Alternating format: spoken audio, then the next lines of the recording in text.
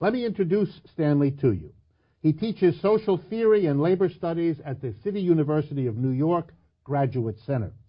He is the author of, count them, 26 books. And the latest published book is called Taking It Big, C. Wright Mills and the Making of Political Intellectuals.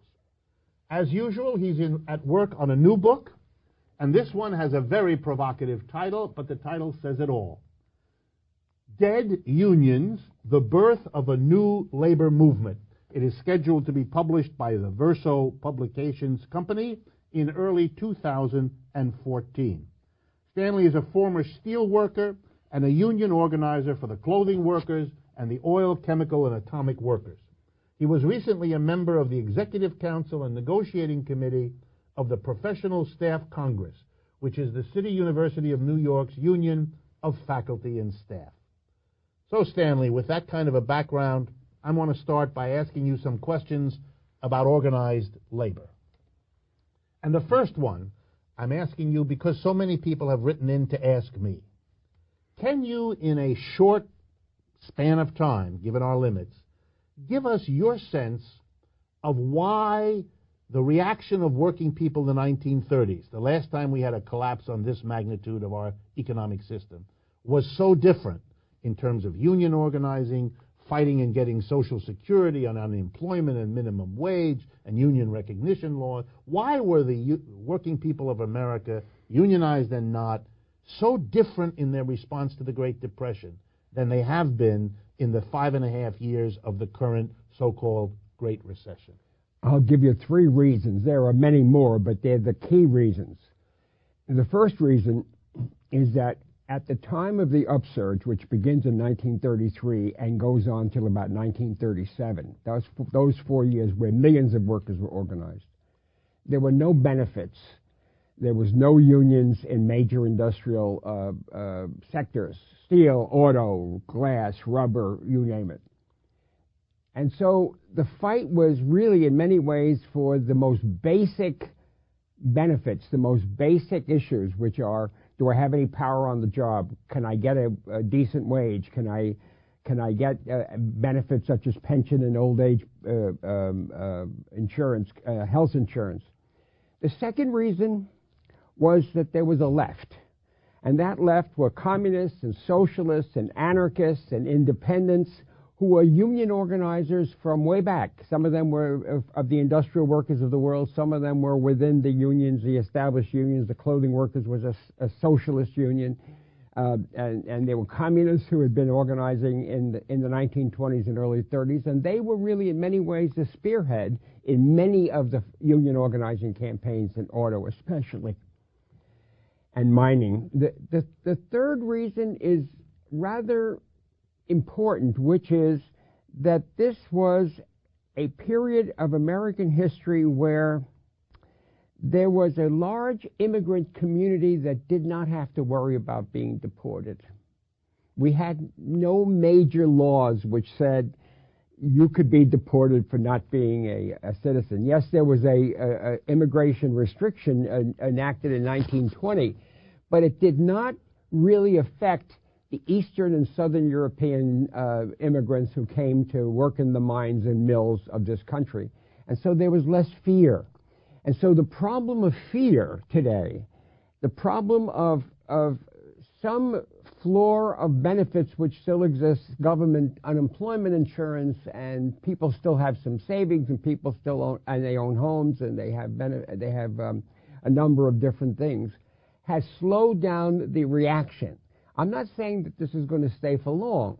The reason it won't stay for long is that unless this economy can supply for the 20 to 25% of the people who are unemployed or underemployed or have walked out of the labor force, there's going to be another upsurge, and it's already beginning to happen. It's not really there yet.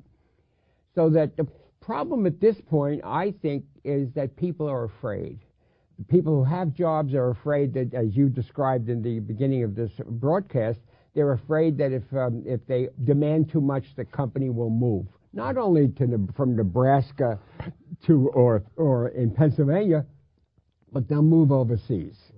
The second reason that they are afraid is that large numbers of immigrants who work in construction, who work in the working poor, they're afraid of being deported. And this administration of Barack Obama is an administration which has deported over 1 million people. That's a very big number. And the third reason, in some respects, is that for fear is that we live in a very uncertain time. There really is a great suspicion out there among many people, working people, professionals as well, that this economy is not really going to revive. And so whatever people have, they're clutching, they're holding on for dear life. And that's slowing down the reaction. All right, let me pick up on one point that you made, that there was an important role played by socialists and communists. We know that when the New Deal was done and when the war was behind us, a profound campaign was unleashed, starting in the later 40s, to destroy the communist and socialist parties, organizations, movements, and all of that. Do you see that as in a sense, a response to the role that those people played in the labor upsurge of the 30s? Absolutely. I mean, they talked about the subservience of the Communist Party to the Soviet Union, but they also did the government did damage to anarchists, people who were in the industrial workers of the world, independent radicals. What they were worried about is that the working class would prevent them from earning their 2 or 3 ways of super profits, you know. And although for a section of the working class there still was a deal, that is to say there was an agreement, a social compact, as it were, for many others there was no social compact, and they were going to make sure that that social compact became smaller and smaller and smaller and affected fewer and fewer people. Right. And so that the long-term decline of the labor movement, at least in its membership, that we start seeing sort of a peaking, if I remember, around the 50s, and then a long decline of membership, is, in a sense, the working out of the last step of it. You got rid of the socialists and communists and all the other leftists, and then you went after the labor movement, too, whether it's starting with the Taft-Hartley in 47 or anything that happened later, in a sense to get rid of the very formations that had made the 1930s so different from what we have today. That's right. But what was so tragic is that the unions that were the mainstream of the labor movement that benefited from that upsurge of the 1930s, such as the auto workers and the steel workers, collaborated with the government to get rid of the communists. And what they did not recognize or realize is that they themselves were the real target.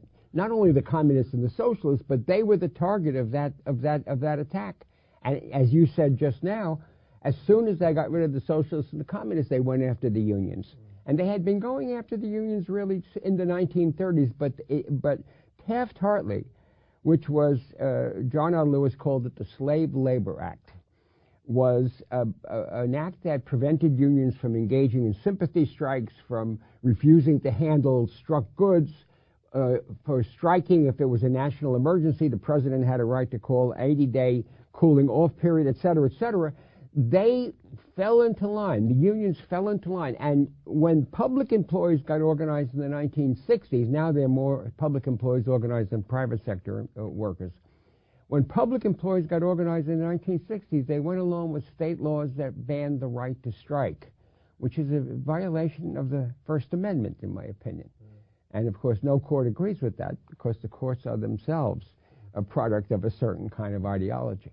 Yeah, so it is very ironic, in a certain sense, that the unions who collaborated with, if I understand your point, with the government in getting rid of socialists and communists, didn't understand that what they were doing was getting rid of one of their own allies, right, thereby weakening them when the business community went after them, which we now know was the agenda, because long after the socialists and communists were thrown out of the unions in the 40s and 50s, the decline of the labor movement and its victimization at the hands of business strategy has been going on for decades and decades after that without arrest. And now the unions are bitter and complaining at how small they are, how weak they are, how beleaguered they are. And yet your point is they They were complicit in the adjustments after the war that brought this about. But they're still committed to the two-party system and to the law itself. The law itself, with its Taft-Hartley amendments, that is to say the labor relations law, is not in the union's interest. And they still go to representation elections. They organize a factory in the South or a workplace in the South, and they can win an election, but they can't get a contract. And the reason they can't get a contract is because the administrative law permits the employer from undertaking endless delays. And if you charge them with unfair labor practices under the law, they can delay remedies for many, many moons. Meanwhile, workers have been fired. Meanwhile, the plant has been partially dismantled. Meanwhile, the company has really smashed the internal union activists by forcing them into line. Well, so let me push you again and ask the same question repeatedly. Why has there been no response? Why have the unions watched their own decline, whether it's the members or the leaders, year after year, decade after decade, faced with this legal situation, faced with the behavior of both political parties in this situation? Why no break from a set of commitments and policies that seem to have had such bad results for so long a time? Because they are terrified of becoming an independent oppositional force in American society. The few crumbs that they get from the administrations of especially the Democrats, they hang on to for dear life. They gave $400 million to the Obama campaign in 2012 for both the presidential and the congressional campaign in the vain hope that somehow by electing Democrats they will be benefited by an improved labor relations law, by an improved labor relations board. But the main internal reason is that there's no, or very little, there's not no, but there's very little boiling from below. They used to be in the 60s and 70s, and to a large extent in the Teamsters until the 90s, they used to be rank-and-file movements that pushed the unions, at least movements that said, if you don't do the right thing, we're going to take power. Those movements have basically declined very seriously because you don't expect the labor leadership or the Democratic Party to do anything right. What you expect is that if they are pressured from below, the electorate in the case of the parties and the rank and file in the case of the unions, they may respond with some fight. The fact of the matter is that they, having crushed their own opposition and their own opposition having failed to mobilize sufficiently, they have no reason to do anything but preserve themselves in power. And what we are looking at now is a bureaucracy that may make noises about being oppositional or changing, but basically they don't have the means, they don't have the intelligence, they don't have the basic base, the political base to be able to change themselves. If I hear you correctly, we are then observing a labor movement where it now represents under 7% of workers in the private sector.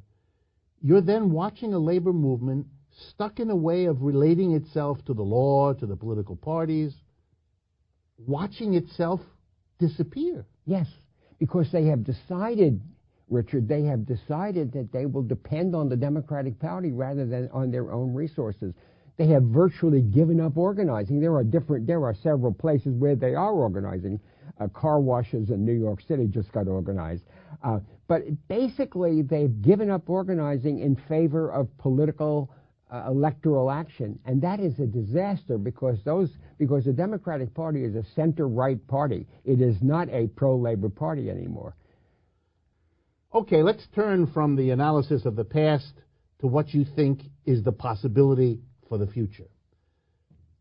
If unions are in the tough shape that you've just described for us, what is the basis for whatever optimism you have as to what is possible now and what would have to happen to realize such possibilities? Well, one of the things that is happening now is that in Walmart and fast food restaurants, workers are starting to organize and strike without any prospect of a union contract. That means that they are taking on a very old tactic of the labor movement of the pre-New Deal period, which is that you didn't have a law, you didn't have a contract, you struck, and when the employer caved and gave an increase or gave a benefit or changed the working conditions by putting in an air conditioner or something like that, then you went back to work. What happened under the law is that the law convinced unions that what they needed was a contract that guaranteed, that sealed in all those benefits, as especially on the wage front. And what happened then is that the strike weapon began to decline. And now we have almost no strikes within the traditional unions. Not to say that we have none, but almost none. So the first thing that would have to happen is that the unions would have to, that workers would have to say, our objective is not to win a contract. Our objective is to improve our conditions. The second thing that would have to happen in order for the unions to become something else is that they would have to say, look, the worker is not simply somebody who works at the shop or the office floor. The worker is somebody who has housing problems. There are foreclosures all over the country, which only the former Occupy Wall Street groups are taking up. That people have educational problems. Their working class neighborhoods of Philadelphia, of New York, of Los Angeles, of Chicago have terrible, terrible conditions. You have a mayor of the city of Chicago who has closed 54 schools. The unions, the labor movement, would have to take on those struggles. Not just the teachers' union, not just kids and the students, although that's wonderful, but it has to be done by the entire labor movement. And it's still got, 14 million members. It's got tons and tons of money.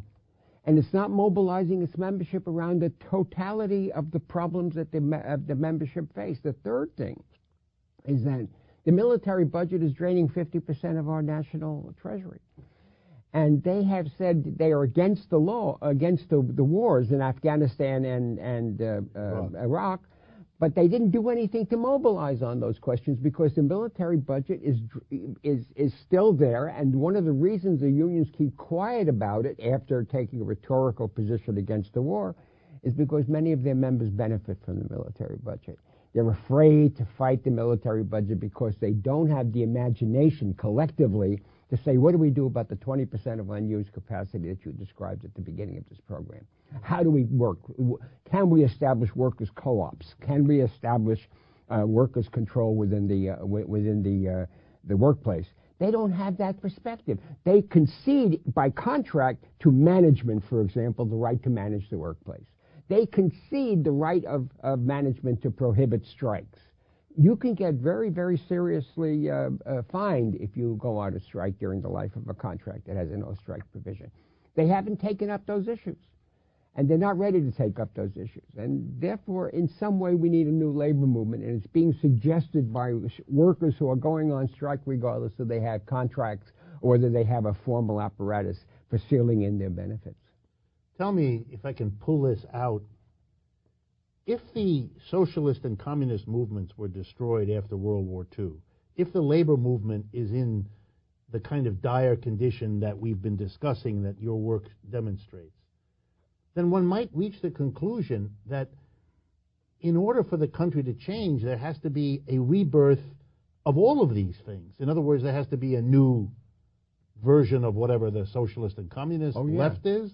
There has to be a new birth of a labor movement, either rediscovering old strategies and tactics or developing new ones, but that we're almost at a place where we have to say goodbye to a whole epoch of American history and think about change requiring the birth of a whole new set of organizations and relationships among them. That's absolutely true. Not only do we need a new political formation of the left, but we need a revival of the reliance on direct action rather than the law. The unions believe the law is holy. It's sanctified as a protection of workers and their conditions. The truth of the matter is the law is against the people. It's against the workers. And until and unless they begin to become at least skeptical and perhaps oppositional to the rule of law and the way in which the law has been applied, then I don't think the labor movement is going anywhere, even if we develop a new labor movement. But beyond that, We need a vision of a good life. What is the good life? It's not enough to fight, as Samuel Gompers, the founder of the AFL, said when he's asked, what is your vision? He said, more. It's not enough. We need a vision. Well, if you don't like the communist vision or the socialist vision or the anarchist vision, then you have to have some kind of vision, because what animates people to stay in the struggle decade after decade after decade is their belief that there's a real alternative. And if the labor movement does not provide the alternative, the left will have to provide the alternative and fight within the labor movement to get that alternative adopted as labor's program. I see this happening in Western Europe as well. The labor movement in Western Europe has become a very staid and, relatively speaking, uninvolved part of the countries. There are exceptions. Greece is one exception, but it is not common. What's happening in the European situation is that they're getting chipped away much more slowly than the United States, yes, but they're getting chipped away. But here's a question about the Europe-America comparison that I'm asked all the time. In Europe, at least, one sees big demonstrations. Rome had one a couple weeks ago. Lisbon has had them. Athens has had so many that we lose track. And around many countries in Europe, there are big demonstrations in which left political parties, the labor movement, independent social movement groups get together either to demand jobs, that is, oppose unemployment, or to fight austerity, or to make all kinds of demands. Why do we see in Europe that kind of mass mobilization? In many ways, the biggest sustained mobilization over the last 3 years that they've had probably since the Second World War. Why do we see that there, and we're still waiting for a big anti-unemployment or anti-austerity march here in the United States, mobilizing comparable social forces? What's... Well, they have a left. They have political parties of the left. They also have a tradition. They also had, the occupation by the Nazis. They understand the problem that is posed by a militarized state, by an employer class that is obdurate, which is now, in the case of neoliberalism, as resistant to change as anything.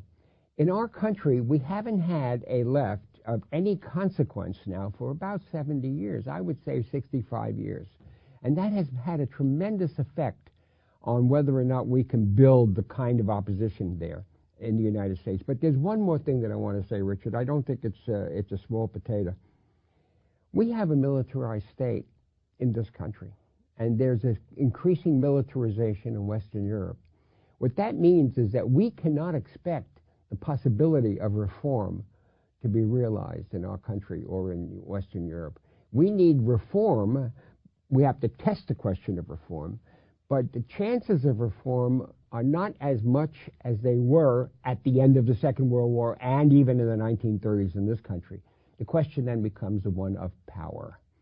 Are the people ready to take power in new forms with new organizations and new kinds of demands? And that's also true of Western Europe. They could have a general strike in Athens every Monday and Thursday, as my grandmother would say, but they still can't get very far. They're still trying to win elections, and I think that's a mistake. As we come to the end of our time, let me ask your comment on the following argument, that what is happening in the United States, in Western Europe, and in Japan could be described as follows. Sometime in the 1970s, with the development of modern jet travel, with telecommunications, the internet, and all of that, it became finally feasible technologically and also feasible politically to bring a vast new low-wage working class into global capitalism. The working classes of the colonial or formerly colonial territories, whose experience with colonialism and imperialism had given them wages way below what had been achieved in the United States, Western Europe, and Japan. And capitalists drew the following conclusion. Good. We've made a lot of money by the colonial thing, but we can't have colonies anymore. We've had to pay higher wages to our workers here in the United States and Western Europe, but now we can make much more money by basically leaving the United States and Western Europe and Japan and moving production to China, India, Brazil, etc. around the world, taking advantage of this vast new low-wage working class. And we're going to do it. And they've been doing it. Outsourcing, exporting jobs, whatever you want to call it. First in manufacturing, starting in the 60s and 70s, and in the last 20 years, white-collar work as well. Leaving the working classes of the United States, Western Europe, and Japan to discover that when capitalism moves on, you're left with nothing. You're left with a declining workforce, a declining wages, declining social sector of the government in terms of benefits. The social wage, yeah. Social wage. So that what's happening is what the Western working class was never prepared for, that it is being subject to an end run of the capitalists, saying to them, we're not going to come back and give you good jobs unless and until you offer us a competitive wage, social wage and private wage, to that which we can find in the former colonial territories that are desperate for us to come there, to give them a chance to advance. So that we have, in short, a new configuration of the global working class, which is, for the first time, confronting the working classes where capitalism began.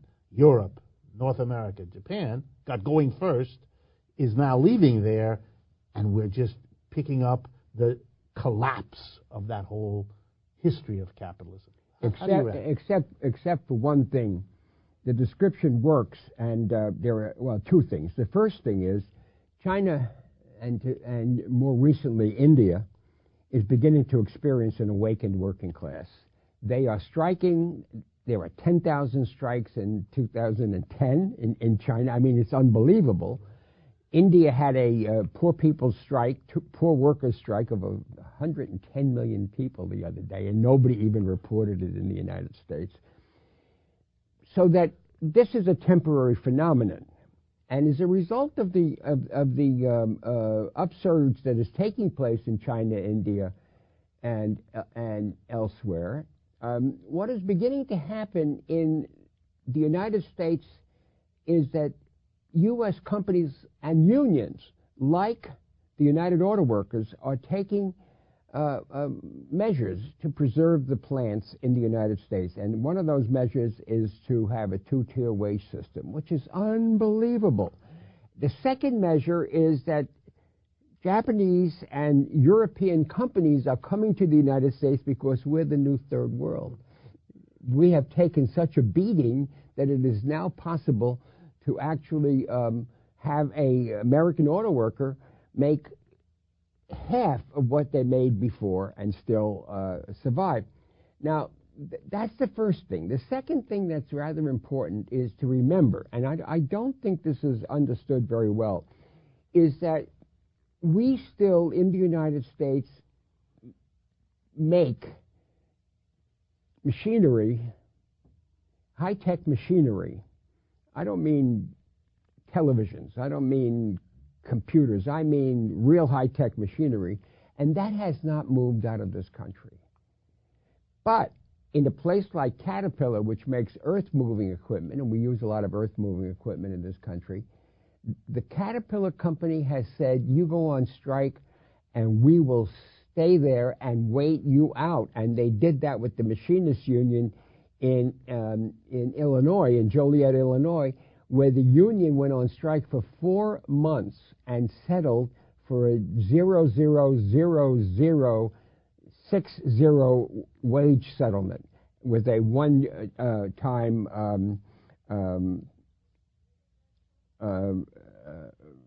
gift of $3,000, which is 8 cents an hour over 6 years. Now, what's interesting about that is that we're seeing unions, even what we said before, they're beginning to collapse, even on their own conditions, to try to hold on to the plants. What you don't see is that when the plants move, where is the occupation of the plants? Why aren't they operating garment plants and textile plants and handbag plants and auto plants that have been abandoned? Why don't they make stuff? Why don't they decide, even under capitalism, that they're going to create workers' co-ops? and to try to And operate. to follow the Argentinian model. That's of how right. they Yeah, did that. yeah. All right. I wish, as always, that we had more time. Thank you very much, You're Stanley. welcome. It's very provocative. The labor movement remains an important social force in the United States, something that we have to watch, something that we have to think about, and we can thank Stanley for being a source of important, critical, independent ideas about it for a long time. And I hope it'll be for many more years to come, and that you'll come back and be on the program again.